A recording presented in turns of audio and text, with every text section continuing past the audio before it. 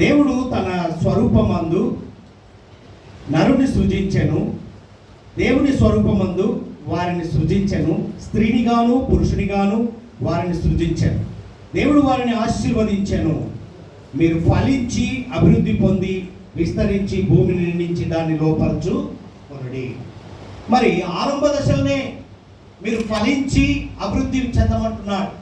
అయితే ఇక్కడ గమనించండి, వివాహము దేవుని నియమం. దేవుని ఏర్పాటు లేనిది ఏది జరగదు. దేవుని నియమము కాబట్టే వీరిద్దరిని జతపరచడము జరిగింది. దేవుని ఏర్పాటులో నిజంగా దేవుని ఏర్పాటు లేకపోతే ఎవరివి కూడా కలయిక ఉండదు. అయితే ఇక్కడ గమనించండి, ఎహెజ్కేలు ప్రవక్తకు బయలుపరచబడిన విధానాన్ని ఒక మాట చూస్తే ఇక్కడ ఒక చక్కని మాట వ్రాయబడింది. 16వ అధ్యాయం 8వ వచనంలో చూస్తే, మరియు నేను నీ యొద్దకు వచ్చి నిన్ను చూడగా ఇష్టము పుట్టించు ప్రాయము నీకు వచ్చి ఉండెను గనుక నీకు అవమానము కలగకుండా నిన్ను పెళ్లి చేసుకొని నీతో నిబంధన చేసుకొనగా నీవు నా దానవైతివి. ఇది ఏ ప్రభు అయిన యెహోవా వాక్కు. నిజంగా పెళ్లి కుమారుడే కావచ్చు, పెళ్లి కుమార్తె కావచ్చు, ఇరువురిని చూసినప్పుడు వారు ఇష్టపడిన విధానము దేవుని ఏర్పాటు, దేవుని నియమము. వారి ఇష్టాలను బట్టి దేవుడు ఏర్పాటు చేసుకున్న విధానాన్ని బట్టే వారిని ఏకము చేయడము దేవుని యొక్క ఉద్దేశం. ఇక్కడ గమనించండి, ఇక్కడ ఇప్పుడు వారు ఇక కొద్ది నిమిషంలో అయితే ప్రమాణాలు చేస్తారు.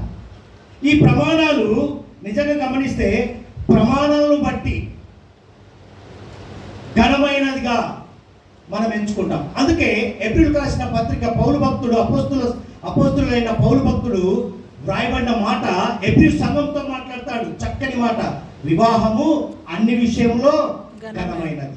మరి అన్ని విషయంలో ఘనమైనదంటే వీరు చేసే ప్రమాణాలు కూడా ఇష్టాలను బట్టి ప్రమాణాలు చేయించున్నారు కాబట్టి అది ఘనముగా ఎంచబడి ఉన్నది. ప్రియమైన బంధువులారా, స్నేహితులారా, ఈ ఉదయకాలంలో వివాహానికి వచ్చి ఉన్న మీరందరూ గమనించవలసిన విషయం ఏంటంటే, ఇక్కడ ఒక పురుషునికైనను ఒక స్త్రీకైనను ఈ వివాహము చేయుట ఏకపత్ని వ్రతము అంటారు కదా.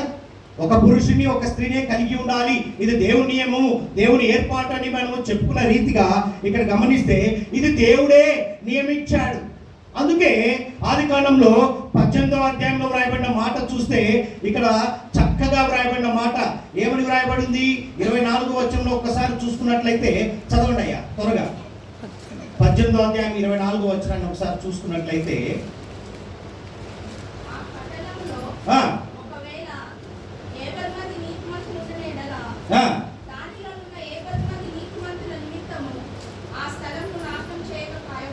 చూడండి 2వ అధ్యాయము 18వ వచనంలో చూస్తే అక్కడ అంటే నీతిమంతుల కుటుంబాలు ఈ విధంగా ఏర్పాటు చేసుకుంటారు. అయితే 2వ అధ్యాయము 18వ వచనంలో చూస్తే అక్కడ ఏమని రాయబడింది? చూడండి 2వ అధ్యాయం 18వ వచనం త్వరగా. మరియు దేవుడైన యెహోవా నరుడు ఒంటరిగా ఉండుట మంచిది కాదు. ఎవరికి? వానికి సాటి అయిన సహాయము ఎవరి కొరకు చేశాడండి? ఈరోజు మన ఎదుట కనబడుతున్న పెళ్లి కుమారుడు పెళ్లి కుమార్తెను దేవుడే ఏర్పాటు చేశాడు. ఆరంభ దశ పెళ్లి కుమార్తె విషయంలో పెళ్లి కుమారుని ఏర్పాటు చేశాడు, పెళ్లి కుమారుని విషయంలో పెళ్లి కుమార్తెను ఏర్పాటు చేశాడు దేవుడు. మరి దేవుడి నియమం ప్రకారము ఇక్కడ వ్రాయబడిన మాట చూస్తే అందుకే వివాహమైంది, నా కుమారుడు భార్య వైపే వెళ్ళిపోయాడండి. ఎంతమంది తల్లిదండ్రులు ఈ మాట అన్నారు? ఒకసారి ఇక్కడ ఉన్న వారందరూ ఒకసారి గుర్తు చేసుకోండి, ఇది నిజము. అందుకే పరిశుద్ధ గ్రంథంలో వ్రాయబడిన మాట చూడండి, మత్తయి సువార్త 19వ అధ్యాయం 5-6 వచనాలు చూడం. అక్కడ వ్రాయబడిన మాట చూడండి, ఒక మాట చూపిస్తాను మీకు సత్యం. 19వ అధ్యాయం 5-6 వచనాలు. ఇందు నిమిత్తము పురుషుడు తల్లిదండ్రులను విడిచి తన భార్యను హత్తుకొనును, వారిద్దరును ఏక శరీరముగా ఉందురని చెప్పారు. మీరు చదవలేదా?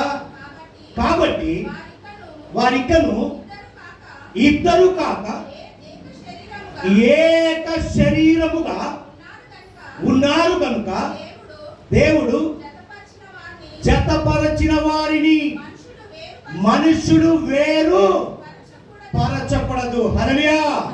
ఇప్పుడు కొద్ది నిమిషంలో వీరిని అంటే ఆల్రెడీ ఎప్పుడో దేవుడు ఏర్పరిచాడండి. ఇది సాక్షి సమూహముగా సంఘము పట్ల దేవుని యొక్క ఉద్దేశము లోకానుసారంగా ప్రజల యందు జరుగుతున్నటువంటి సాక్షి సమూహంగా జరుగుతున్న వివాహము. అందుకు ఇది ఎవరు కూడా విడదీయడానికి వీల్లేదు. అవునా? ఇది నిజము అన్నట్టుగా బైబిల్ గ్రంథంలో వ్రాయబడిన మాట అండి. ఇక్కడ గమనిస్తే అందుకే ఇక్కడ వ్రాయబడిన మాట వివాహము అన్ని విషయంలో ఘనమైనది.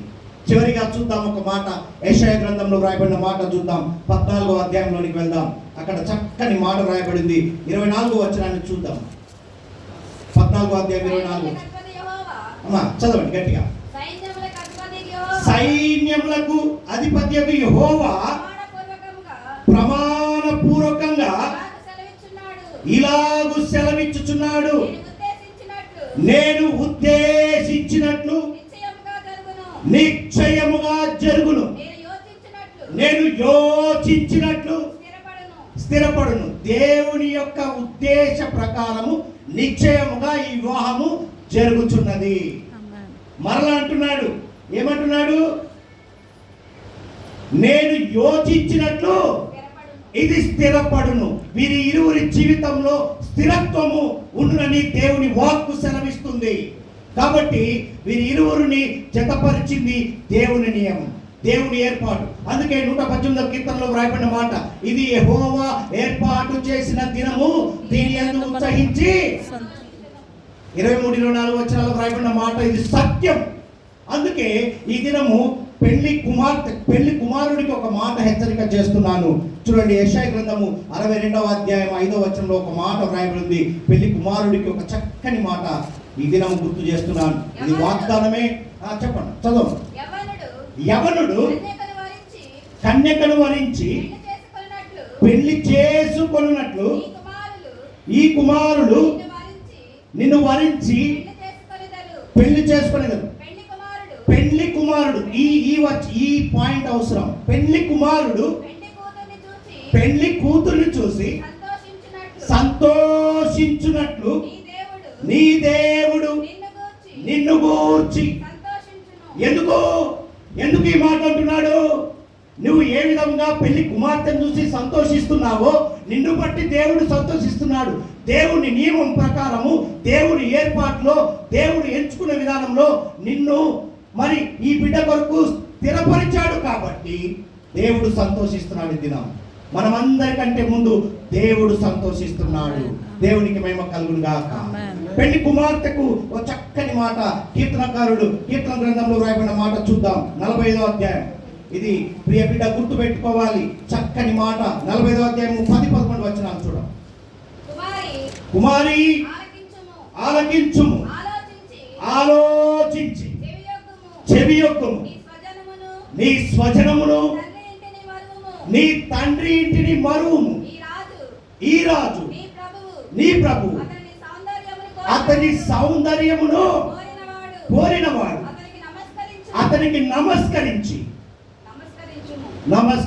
హల్లెలూయా. ఎందుకు ఈ మాట చెప్తున్నట్టు, నీ స్వజనమును మరచి అంటే మరవడం అని కాదు. రెండు కుటుంబాలను గుర్తు పెట్టుకోవాలి, సంఘమును గుర్తు పెట్టుకోవాలి, బంధువులను గుర్తు పెట్టుకోవాలి. తదుపరి ప్రాముఖ్యంగా నీ భర్తను నువ్వు ఎన్నడూ కూడా ప్రేమలో నుండి ఎప్పుడు కూడా తక్కువ చేయకూడదు.